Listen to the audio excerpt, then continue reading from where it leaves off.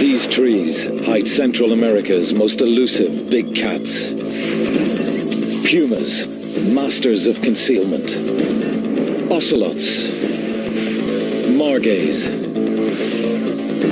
and jaguars, the largest cat in the Americas. Very exciting. If we're lucky, we'll get something absolutely brilliant. Now we're on a quest. Terrified. We will penetrate the darkness to film Costa Rica's phantom cats. Look at that, amazing shot.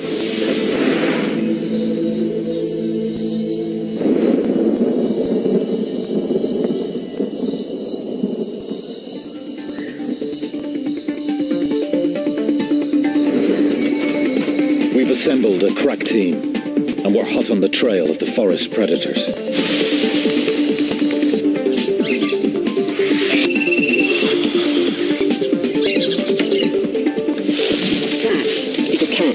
That's really good news. This is a brand new camera, it's never even been used before. Why is it scary? No, I'm sure it's fine. You've still got it. There's something quite big walking around underneath the tower. I'm just trying to see what it is. Has a mind of its own a lot of the time.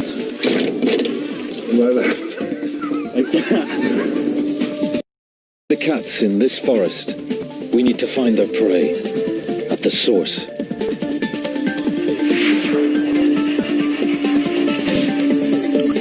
In the hottest months, drying riverbeds lead animals straight to shrinking waterholes.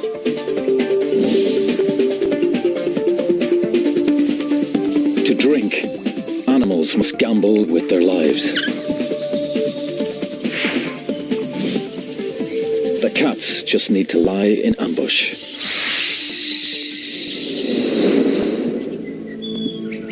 These hidden pools are a perfect place to meet cats.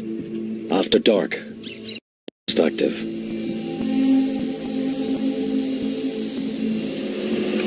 Okay, start this. Our arsenal of cameras gives us the ability to see through the night.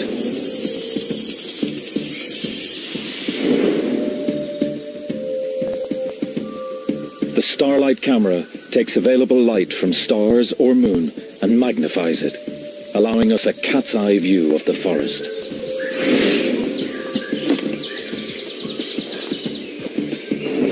Motion-triggered camera traps silently monitor the game trails using invisible light.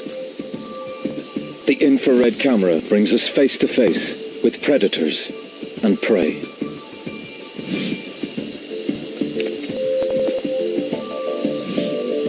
Warm-blooded mammals can't hide from our thermal camera.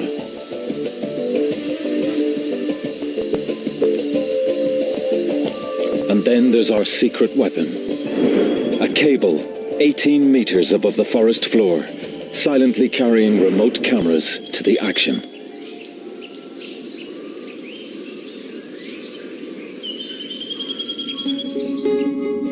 All of this unique technology has just arrived in Costa Rica's Santa Rosa National Park.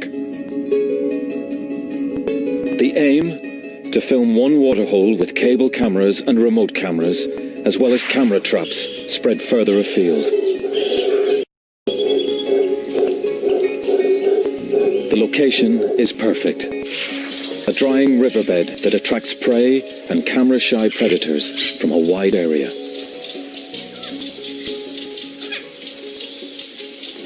But it's a very ambitious plan. Nothing quite like this has ever been attempted before.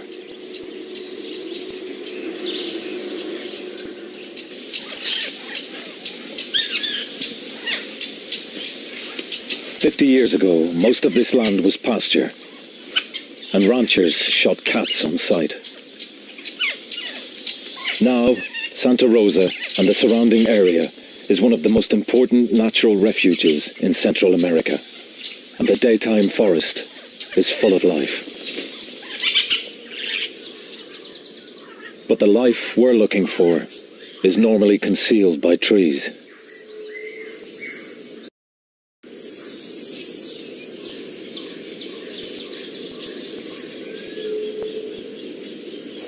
Four months previously, the river flows, and Santa Rosa is a very different place.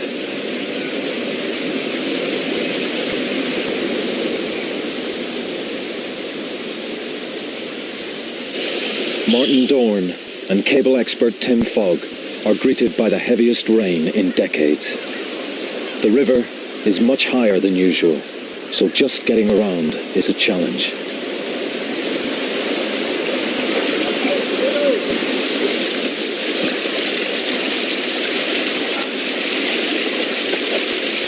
Damn tripods, eh? Who needs them?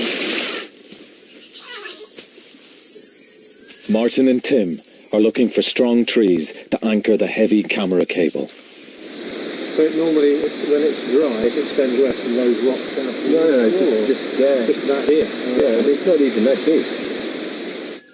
Once they locate the best pool, they head up the hill to find a clear view. They soon realize there's no tree strong enough to support a cable, so they'll have to build a steel platform to take the weight. I mean, let's just establish that it's possible. You know what I mean? Yeah. Or what, because we might say, well, the only way to do this is we have to have a 20-metre scaffold. At the other end? Yeah. Yeah. Well, that would be a bad thing. That would be a very bad thing. Yeah. Yes. Yeah, lots is possible. Always the question is how much time and effort. Getting the cable across this valley is one of the toughest challenges Tim's ever faced. You think there's some chance we're not going to be able to do this? There is a distinct possibility, Martin. There always has been. Oh.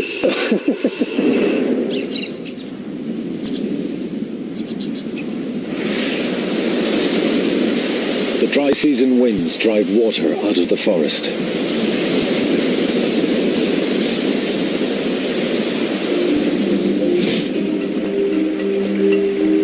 The river shrinks again until only pools are left.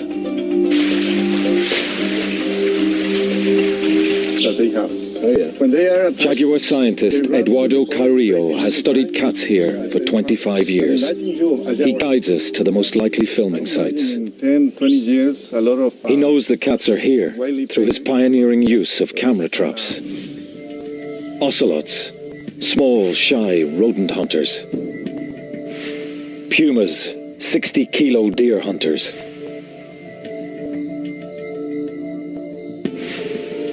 And jaguars, the biggest cat in the Western Hemisphere, yet one of the hardest to see. Is that this waterfall here? The team are ready. Martin begins their hunt, scouting for any signs of cat activity. I had a remote camera here for a couple of days, and we did see an ocelot. For me, well, let's...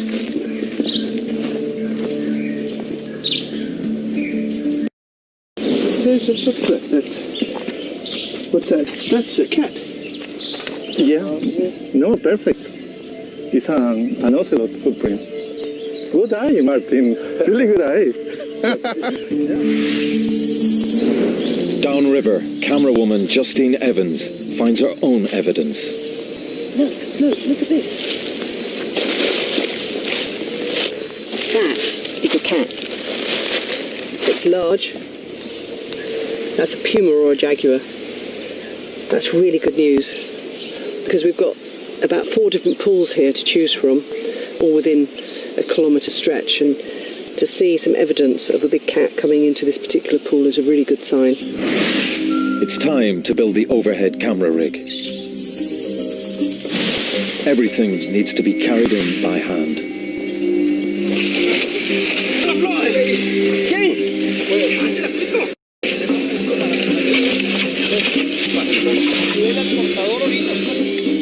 A 7-metre-high platform will anchor the cables and serve as a control centre for the remote cameras in the valley.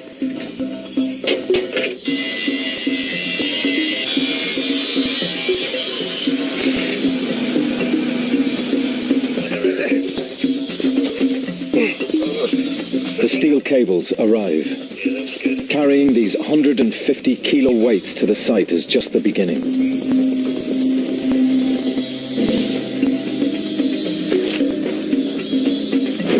Stretching them 350 metres across the valley will test the entire team.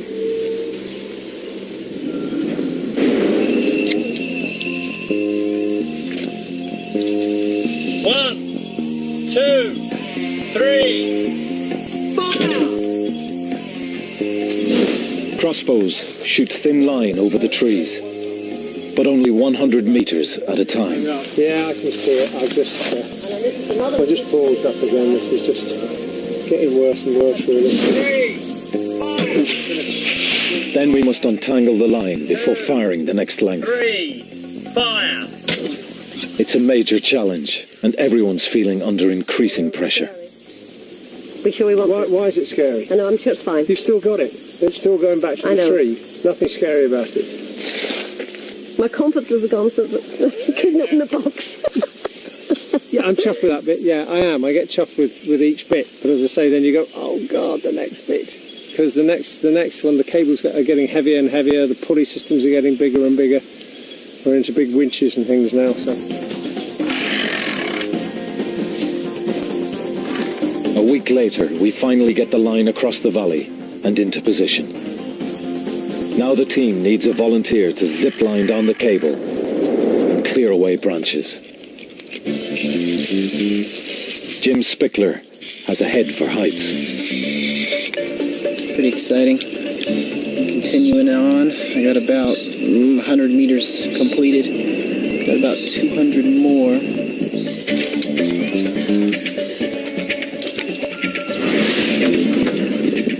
Pretty excited right now.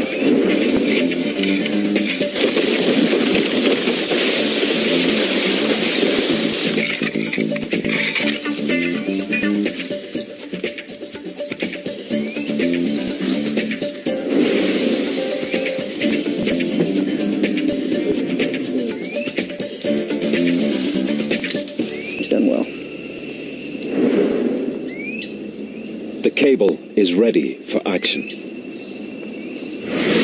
The dry season tightens its grip and the pools are shrinking fast.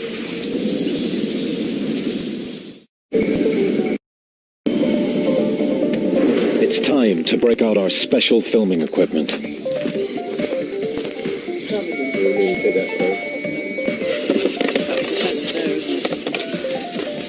Among our most important tools are the trap cameras.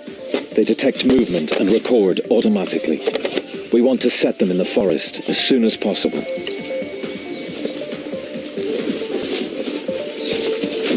Cameraman Nick Turner has worked in this difficult location before. He has some good ideas for places to set camera traps.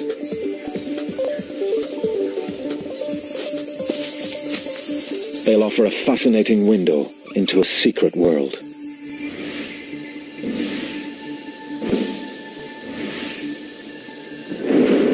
We'll also need to rig remote control cameras to track and film our targets from the tower.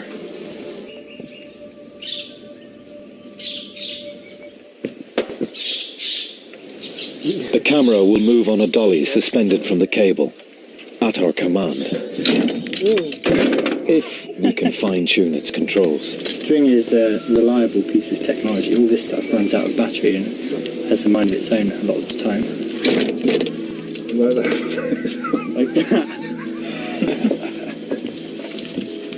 At the moment, cable dolly goes its first. So how do you... We're ready. I'm just going to turn the power on. You got control? I'm not really happy with that. Well, I'd be a little filling. I'm not sure I'm going to... I don't be able to run this through my hand.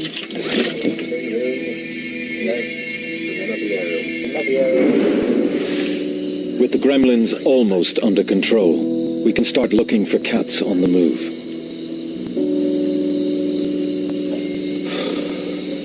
The first 48 hours of scanning prove how elusive the cats are. But we know they are near. Then we have a lucky break. Remarkable sight. A young jaguar killing a nesting sea turtle. His camera phone captures the first moving images of a jaguar from Santa Rosa.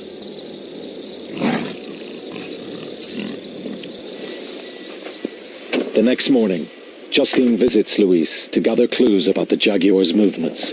Hi, Luis. Hi, nice to meet you, Justine. Luis thinks the jaguars travel between hills inland and the beach. And one of the best routes is along our riverbed. Oh, great. Turtles come ashore to lay their eggs under cover of darkness. And sometimes, a jaguar is waiting. It uses powerful jaws to puncture the turtle's skull, killing it quickly. Louise takes Justine to the area. If the jaguar returns, a trap cam will be waiting. Once the lid's closed, we can leave it running for 2 months. Back at the tower, news is good. Got your camera running? Yes. The dolly's working well now, and there's no wind. At least we've got a camera in position, so if anything does happen, we can see it. As darkness falls, the night shift prepares for another mission, making sure everything is safe and secure. Okay, let's go with that. We need to level the head as well. If it fell off the cable, the first thing that would take the full weight of all this on the top, the 2 cameras on the bottom, there'd be probably about 50,000 quid's worth of stuff in it.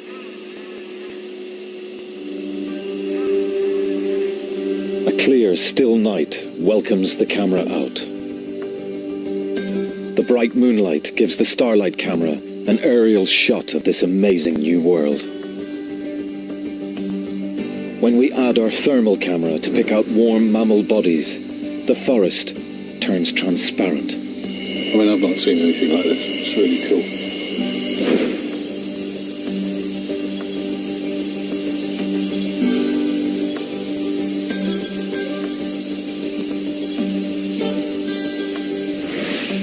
Stop there. It looked like something moving in the trees.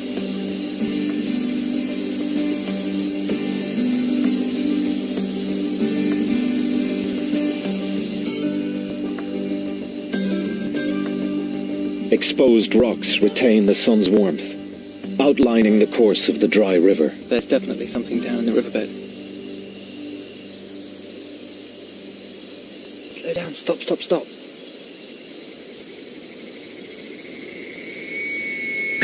There's a deer drinking by the pool. But there's a problem. Our control hardware is overheating. We need to keep the computers open to cooling air. It's biscuit time.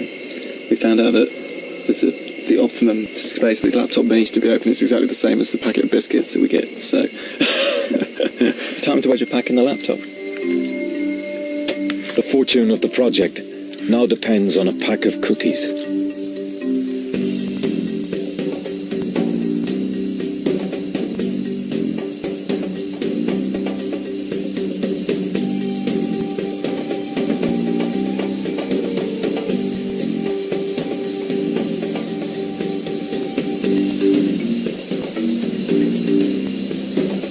Even see, a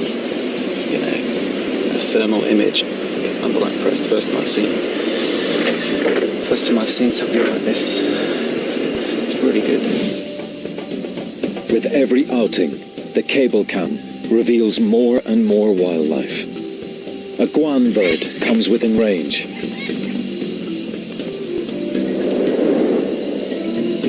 We capture an elusive tree porcupine creeping through the branches.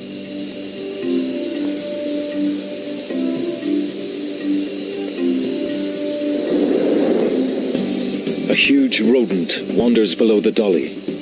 It's a paca, a very rare creature in Santa Rosa.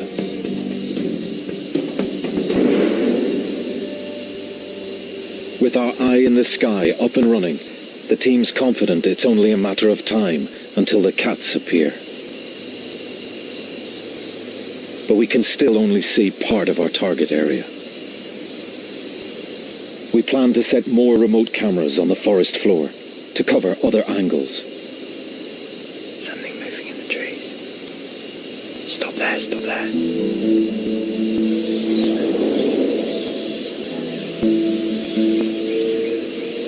As moonlight gives way to sunlight, the daily roasting of the forest continues. Despite the heavy rain a few months ago, only a few pools remain.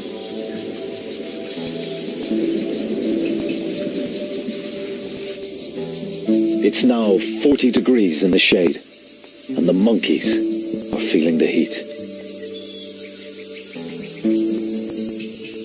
They keep to the few green areas of forest left, where they can still find moist fruits to quench their thirst.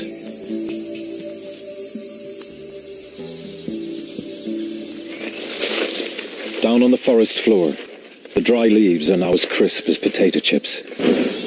The cats are more likely to use our riverbed for silent stealth. It's the perfect time, but there are problems with the remote cameras. He said, I didn't realise it was going to be, this heat was going to knock out the cameras like it did actually. Can the camera traps withstand the soaring temperatures? Hey, tapir. That's great. That's a fantastic shot. That's fantastic. That's a really good one. It's a great shot. Weighing in at over 300 kilos, Baird's tapir is the largest land animal below the United States. These distant relatives of the rhino use the same paths daily to water, but they are hardly ever seen.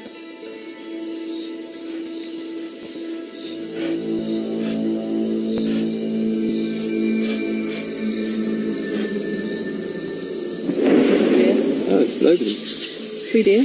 Excellent. Oh, good. Nice to get more watery stuff, won't it?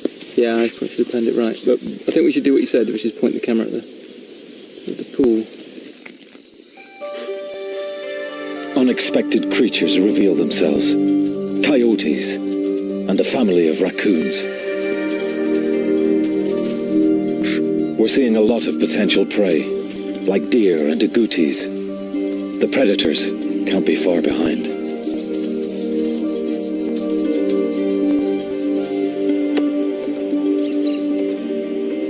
Oh my god! It's a puma! It's like there's no doubting that shot. There it is. It's our first cat. The most widespread cat in all the Americas. The puma. Its 60-kilo weight can bring down almost any animal it wants. Eduardo's studies show that it's mostly after deer. So the cats are here, and we've more camera traps to view. That is unmistakably a jaguar.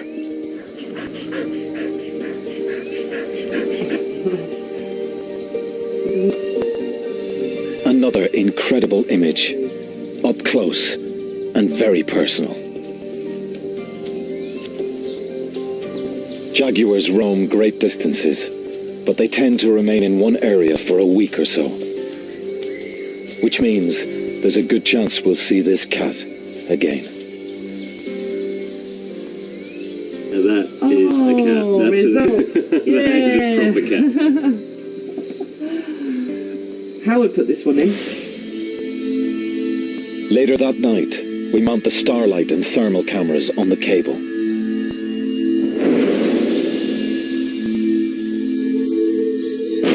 On the ground, we deploy infrared and thermal cameras, hoping to shoot the jaguar's return.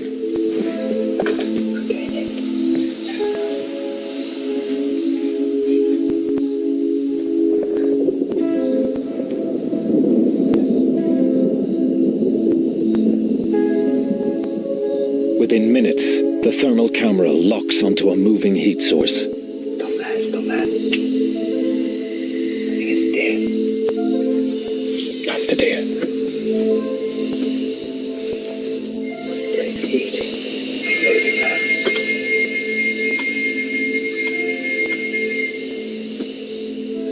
Okay, we're just going to watch it and see what it does for a while.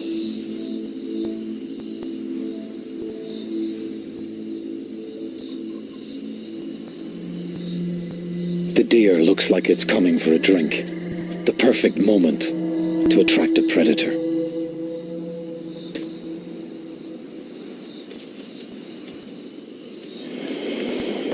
Something coming in.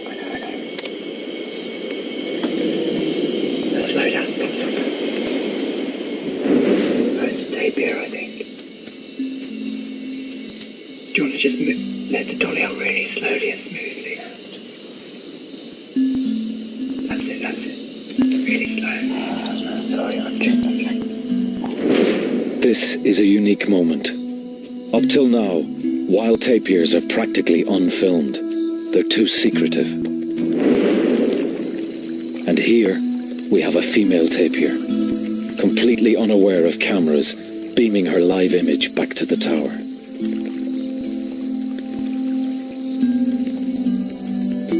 It's a fantastic chance for the crew to observe new behaviour. We've seen a tapir walk down and start bathing, which is awesome. I wasn't expecting it at all. In these dry conditions, tapirs need water daily and use regular bathing spots. This is now the only pool for miles.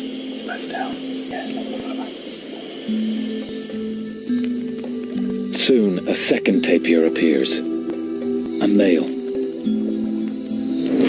The two seem cautious. It looks like they know each other.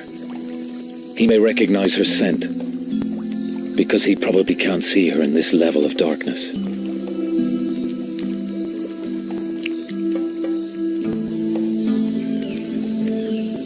Our infrared and thermal cameras give us an intimate view of one of Costa Rica's most mysterious creatures.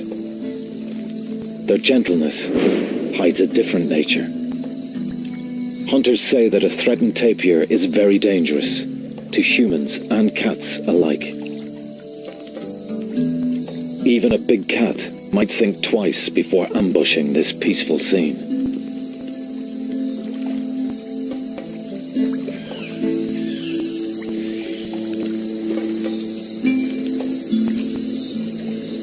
First time I've seen something like this. It's really good. Nice.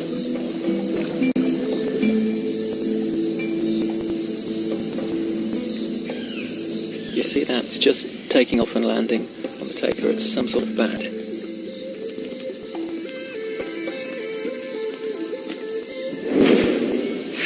That can only be a vampire. It's drinking blood. The crew now realize they're in vampire country and may be targets themselves. There's bats everywhere. I think they must be here for the deer. From the ground-based thermal camera, it looks like the deer are also in the vampire sights.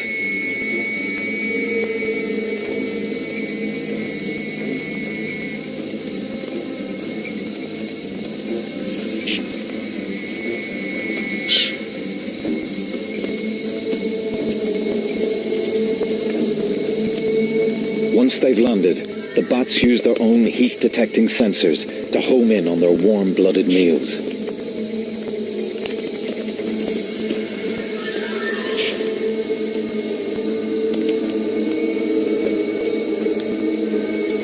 But the deer can hear the hopping vampires. They're having none of it.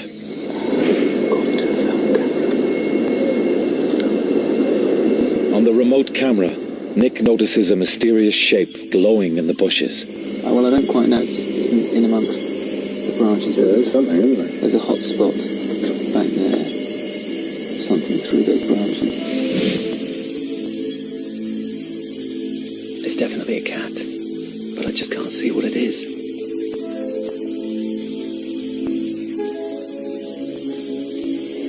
I work out what's that.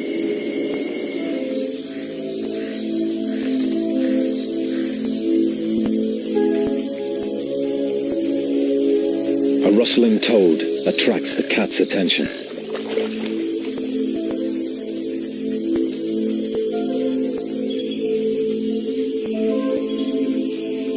I think it's just checking out the pool.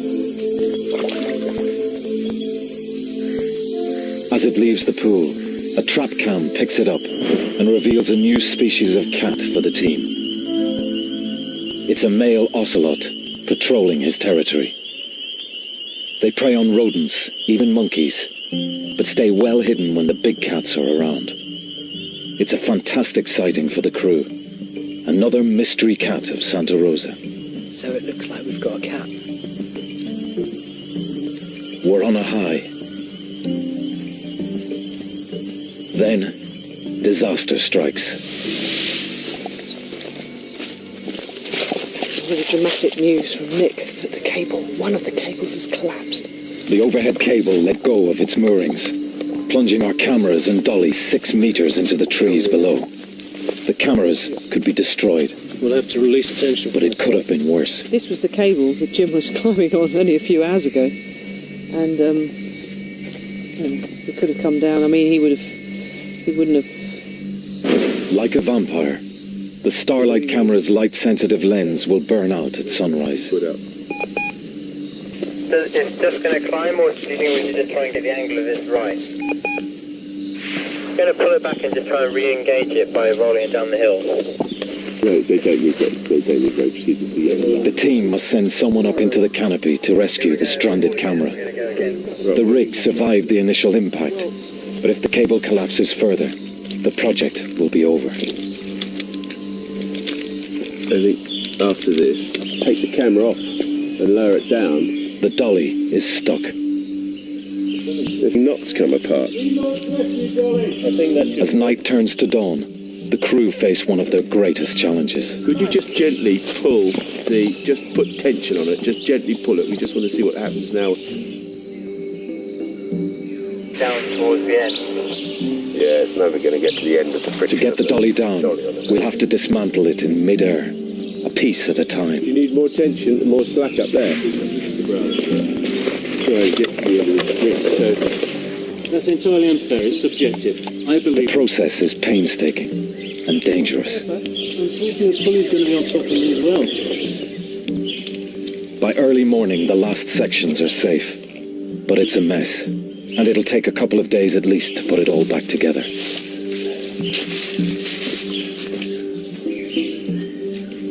It's a huge blow to the team. Time is short. The approaching rainy season will soon put an end to filming. When the dolly's ready, work resumes on searching for the mysterious cats of Santa Rosa.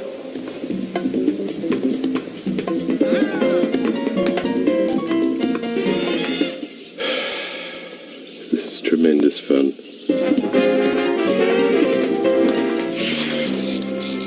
With the dolly back online, we're ready for the final sweltering week's vigil to see big cats in the wild.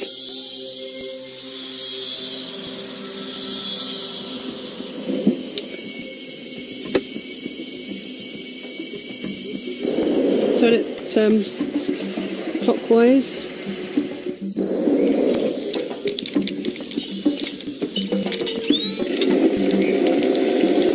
We keep the valley and waterhole under 24-hour observation. But in the searing daytime heat, the cats are keeping a low profile. Oh, there's a heron. It's back.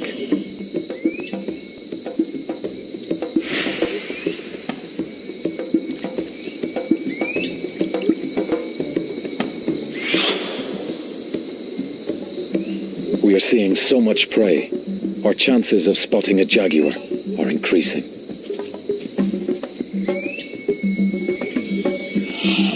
The trees have now lost most of their leaves, giving us a clear view along the riverbed. Taking one off.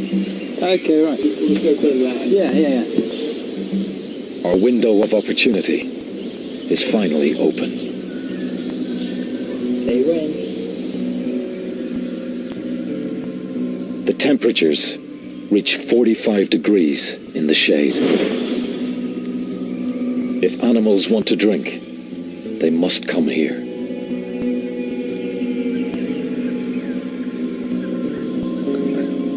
Nick's trained eye spots some movement.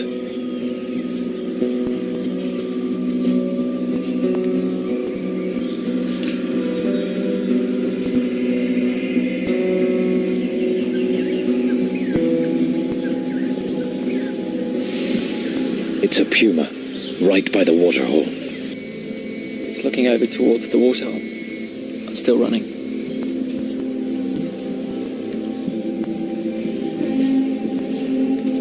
She's up.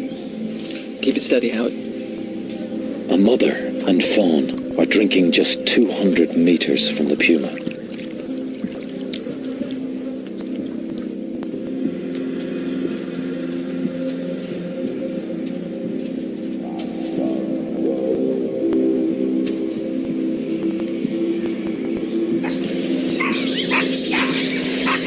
Suddenly, monkey alarm calls fill the air.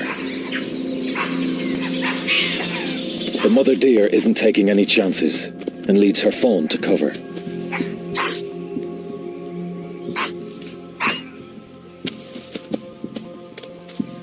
In daylight, these sharp-eyed capuchins can spot predators in the distance. They mob cats when they find them, letting every creature in the forest know danger is coming.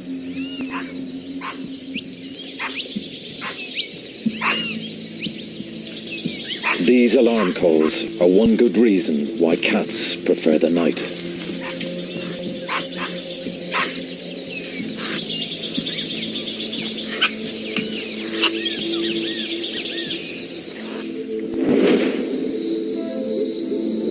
As the sun sets, the moon casts a bright glow over the forest.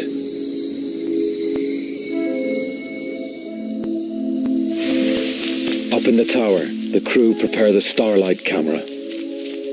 In such bright moonlight, conditions are perfect for spying on the riverbed.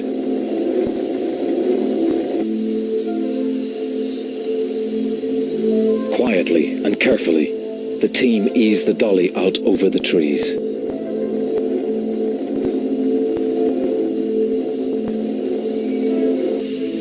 That's about 200 meters.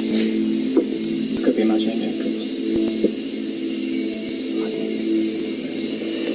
We've just found a deer with a thermal camera, and it's in the forest, and it's about 100 meters from the waterhole, and it's just sitting in the bushes and not moving at all. It's just been grooming itself. It's very dark at night, so I wonder if it's just it's a strategy for surviving a dark night, just to sit still in a thick bush and not move.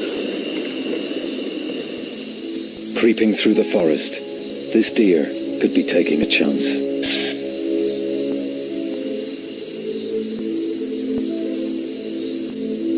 Our trap camera picks it up at the waterhole, just the sort of prey that would attract a big cat. The thermal spots a nervous tapir on the edge of the pool. The team reposition the overhead camera.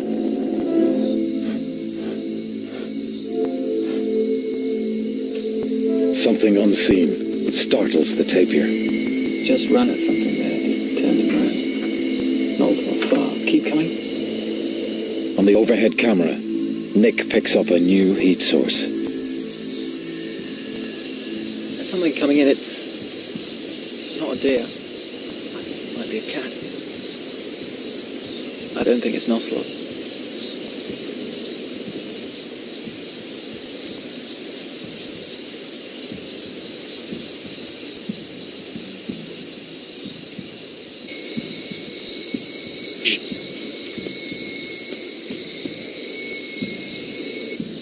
It's a puma, and it's on the prowl.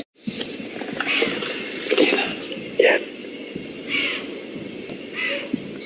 Deer alarms sound in the distance. The deer listen intently.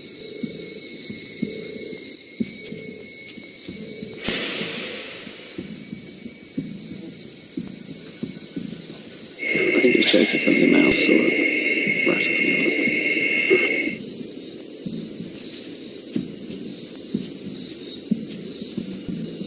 It looks like it's stalking down the riverbed.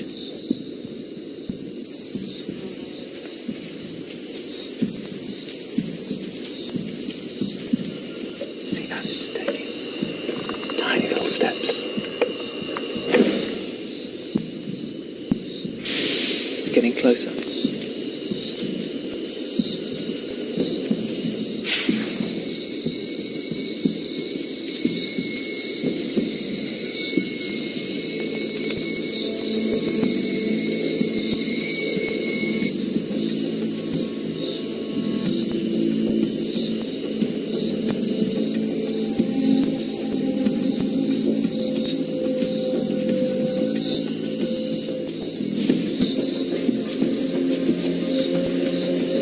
The puma is within striking distance.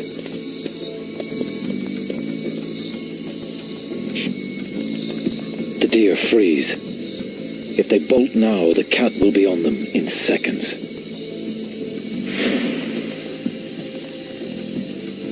I can just see him through the branches.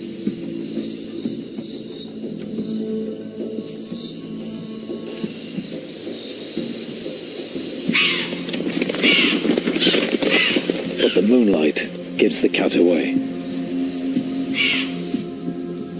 The game's up, and the puma slinks off.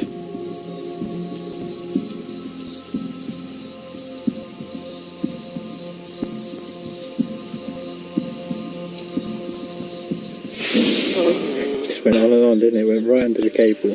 I know. Better go and save it now. Back it up. Back it up. Right, it's back.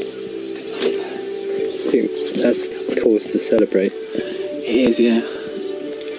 It is. Too much of a beer. The 6 a.m. beer. Yeah. Excellent. God, thank God for that. I thought I had gone. I'm going home. In the excitement and stress of the cable and water hole, the trap cams have been neglected. It was on this beach a jaguar was seen killing a turtle a few weeks ago.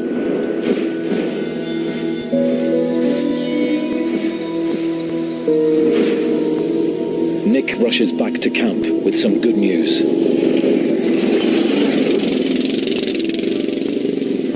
First one I looked at was a jaguar. I think it's just going to come out there and wander around, isn't it? It's just quite happy to... It's obviously the resident jaguar, you know. What, male or female? The trap cams have recorded more jaguars. That's it, we've got a jaguar. It's a jaguar there, yeah. I'm not going to high-five you because I said... No, that is absolutely awesome. Yeah, it's good. Martin calls in jaguar expert Eduardo to share our success.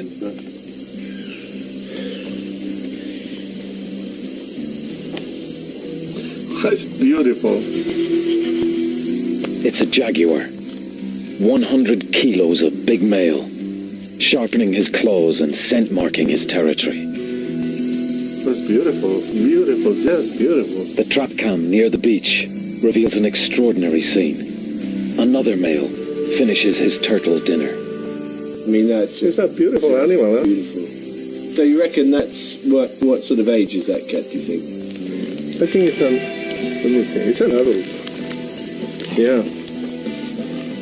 Not even our invisible infrared flashes can disturb its meal. Oh, pretty nice. Beautiful. She's beautiful, huh? Very in perfect condition. Yeah. This is an incredible result. Images of jaguars in the wild are extremely rare. Our night vision technology has led us into the mysterious world of these forest cats and revealed them as never before.